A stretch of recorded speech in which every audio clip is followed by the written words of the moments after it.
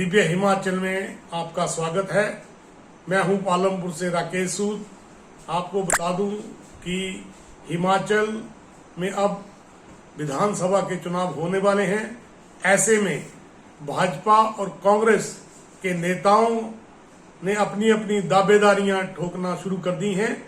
इसी कड़ी में हम आज सुला विधानसभा क्षेत्र के युवा कांग्रेसी नेता मनोज अभिराणा जी से बातचीत करेंगे और उनसे कुछ सवाल करेंगे।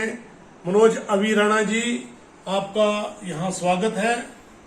धन्यवाद। मैं आपसे पूछना चाहूंगा कि आपने सुला विधानसभा क्षेत्र से कांग्रेस टिकट की दावेदारी ठोकी है और आपका चुनाव लड़ने का मकसद क्या है और लोगों की समस्याओं को आप कैसे हल करेंगे?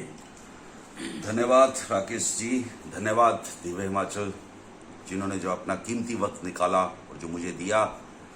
जैसे कि राकेश जी ने कहा कि चुनावी बेला आ चुकी है। कई लोग आएंगे, आपको झूठे आश्वासन देंगे कि हम ये कर देंगे, हम वो कर देंगे, हम ऐसा कर देंगे, हम फलाना कर देंगे।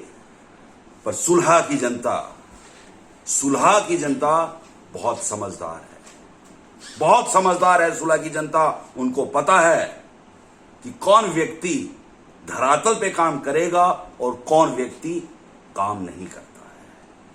मैं वही चीज आपसे बताना चाहता हूं। मेरी एक सोच है अपनी विधानसभा क्षेत्र के लिए। जैसा कि बेरोजगारी जो सबसे बड़ा मुद्दा है, सबसे बड़ा मुद्दा हर सरकार के लिए, पर मैं अपनी विजन और हाईकमांड कांग्रेस को यह बता चुका हूं और बता रहा हूं आपके माध्यम से कि सुलह गंगोत्री है। यहां पे बड़े से बड़े नेता भी बनाती है और उनको धरती पे गिरा भी देती है अगर कोई कार्य नहीं करता है।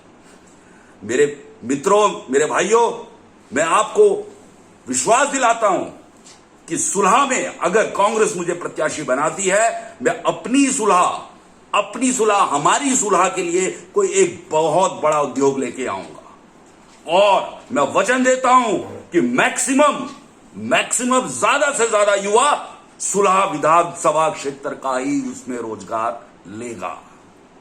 और इसके अलावा मेरा एक और विजन है कि यहां पे एजुकेशन हब बना जाए, IIT हब। मतलब वो इस तरीके का एजुकेशन हब हो ताकि यहां पे लोग बाहर स्टेट से लोग यहां पे पढ़ने आए, ताकि लोगों को यहां पे रोजगार भी मिले। चाहे वो टैक्सी वाले हों, रेड़ी वाले हों, फेड़ी वाले हों, सबको रोजगार मिलेगा। और एक जो भारतीय जनता पार्टी ने अग्निवीर का जो दिया है, वो हमारे देश के लिए दुर्भाग्य है। सबसे ज्यादा हमारे प्रदेश के लिए, हमारा जो प्रदेश उत्तर पर्वतीय जो प्रदेश है, जहां से उत्तराखंड, हिमाचल जो क्षेत्र है, यहां से हमारे बच्चे नौकरियों में जाते हैं। मैं अभी कुछ दिन पहले एक पंचायत में था और वहां पे एक मेरे को लोगों ने बताया कि कोई एक परिवार के 6 इनका कुटुंब था, उनमें 6 व्यक्तियों को कुछ साल पहले नौकरी मिली और आज वो बहुत अच्छी कंडीशन में है, उनकी आर्थिक स्थिति सुधरी है। पर जब अग्निवीर आ रही है, उनको रोजगार छीना जा रहा है। हमारे पास तो कुछ रोजगार के साधन भी नहीं है। हमारे सबसे ज्यादा योद्धा परमवीर चक्र हिमाचल से ही जाते हैं और हमको वंचित करा जा रहा है। इसके बारे में भाइयों, इसके बारे में मेजर विजय सिंह मनकोटिया, जो कि एक पूर्व सेनानी, जिन्होंने 3 केंद्र में और राज्य में सरकार आएगी, हम इसको अवश्य ही इसको रद्द करवाएंगे। इसके अलावा महंगाई जो है वो चरम सीमा पर है। महंगाई, आप सिलेंडर की कीमतें देख लो, दाल की कीमतें देख लो, दूध की कीमतें देख लो, दही की कीमतें देख लो, टैक्स के ऊपर टैक्स। मैं एक बात और बताना चाहता हूं। आप गरीब लोग जब आटा लेने जाते हैं, 5 किलो के आटे के ऊपर GST लगता है, 10 किलो के भी लगता है, पर 20 किलो के ऊपर टैक्स नहीं लगता है। कौन लेता है 20, 40 किलो, 50 किलो? जो अमीर तबके के लोग हैं, उनको टैक्स से छूट है। और जो आम आदमी, गरीब आदमी रोज कमाएगा और जाके जब वो खरीदने जाएगा, 4 किलो आटा, 2 किलो ले लिया, उस ऊपर टैक्स लेगी सरकार। तो महंगाई कहां पहुंचा दी गई है। तो ये महंगाई भारतीय जनता पार्टी जब सरकार पे नहीं थी केंद्र में, तब ये सड़कों में आते थे कि सिलेंडर महंगा हो गया, ये हो गया 1100। आज मैंने सिलेंडर भराया, 2 सिलेंडर 1160 रुपए दिए हैं मैंने। तो आप देखिए कि कितनी महंगाई हुई है। और हमारे जो प्रधानमंत्री हैं उन्होंने कहा था कि जब सरकार बनेगी हम 15-15 लाख देंगे। चलो बात गई, रात गई, पर उसके बाद 18 में उन्होंने कहा था कि हम यहां बुलेट ट्रेन चलाएंगे, पर यहां तो पटरियां तक नहीं बिछी, पटरियां तक नहीं बिछी। और उन्होंने कहा था कि 2022 में हर पूरे देश में हर व्यक्ति के पास पक्का मकान होगा। नरेंद्र जी आप आइए हिमाचल, आपको दिखाता हूं कितने घर हैं ऐसे जो कच्चे मकानों पे रह रहे हैं। और बरसात हमारे यहां सबसे ज्यादा होती है, इससे दुख पीड़ा होती है। तो आपने कहा था कि हर वर्ष 2 करोड़ युवाओं को नौकरी देंगे, कहां गई नौकरियां? कुछ नहीं है, कुछ नहीं, सिर्फ भ्रष्टाचार हुआ है। सीडी और ईडी और सीबीआई का डर डराते हो आप, पर जो यहां के मंत्री हैं, यहां के लोगों, यहां के जो मंत्री हैं, वो मंत्री उनको जो मंत्रालय दिया था, जो जिसको आपने चुन के भेजा, सरकार ने उनको हेल्थ मिनिस्ट्री दी, पर कुछ साल बाद, 1 साल 1.25 साल में ही उनको वहां से हटाना पड़ा। ये आप उत्तर अच्छी तरह दे सकते हो। आपको पता है क्यों उनको उस मंत्रालय से निकाला गया? कोई ना कोई कुछ हुआ था।